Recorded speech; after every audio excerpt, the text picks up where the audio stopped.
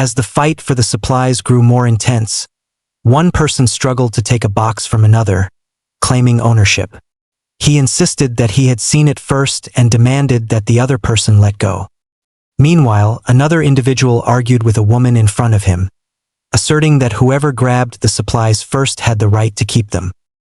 A man with gray hair, his expression furious, threatened the person before him, warning that continued whining would result in a punch. He declared that the supplies were his and suggested that the other party back off if they knew what was good for them. However, before he could finish his sentence, he sensed something ominous behind him. As he turned around, his face twisted into an expression of sheer terror. Fear overwhelmed him as he fell to the ground, his voice trembling as he questioned why there were still monsters present. Without a moment's hesitation, panic seized the crowd, and people began to flee, screaming that they no longer cared about the supplies and only wanted to survive. In the next instant, two zombies struck with incredible speed, tearing through their victims with horrifying brutality. Blood splattered across the scene, and in mere moments, a pile of lifeless bodies lay in their wake. Among the carnage, only one woman remained alive, though she was at death's door.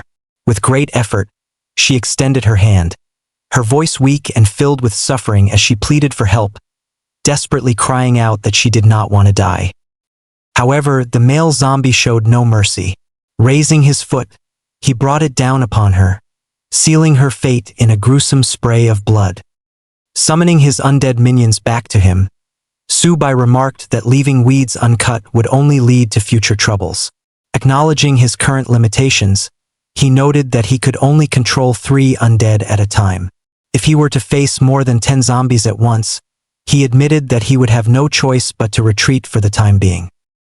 With this limitation in mind, he resolved to maintain a low profile until his level increased.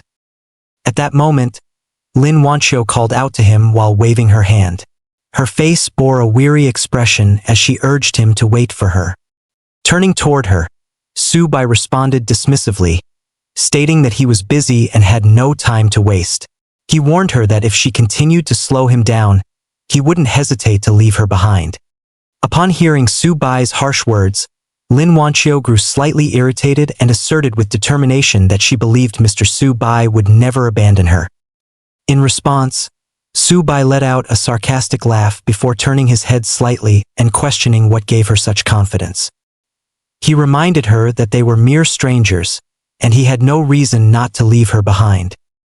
With a resolute expression, Lin Wanqiu met his gaze and revealed her reasoning. She confidently stated that she knew the whereabouts of the powerful zombie he had been searching for.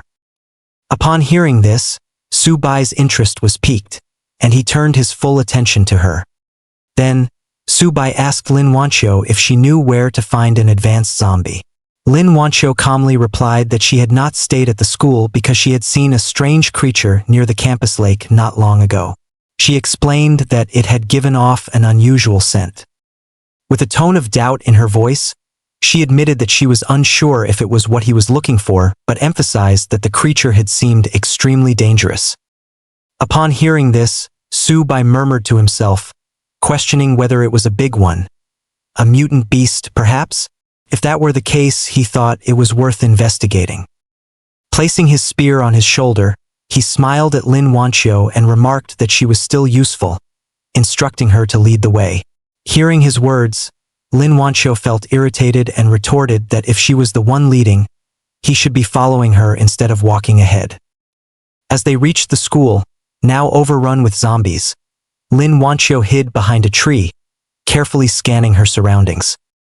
At that moment, Subai observed her hesitation and questioned why she kept stopping and starting. With a shushing gesture, Lin Wanqiu whispered for him to keep his voice down. She explained that many people at the school had turned into those creatures, and if they accidentally attracted their attention, they would be in serious trouble. Gripping his weapon tightly, Subai moved forward with confidence, dismissing her concerns. He told her not to overthink things, as he had no time to waste. At that moment, he drove his weapon into the ground and summoned his 3 zombies, commanding them to clear the path.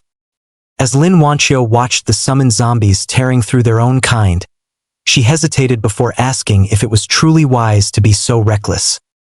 Deep in thought, Su Bai quietly pondered what had happened to the world. How had so many people turned into these half-human, half-ghost creatures? Suddenly, a voice in the distance caught their attention. Su Bai remarked that it seemed someone was still alive nearby. With an anxious expression, Lin Wanqiu turned toward the direction of the voice.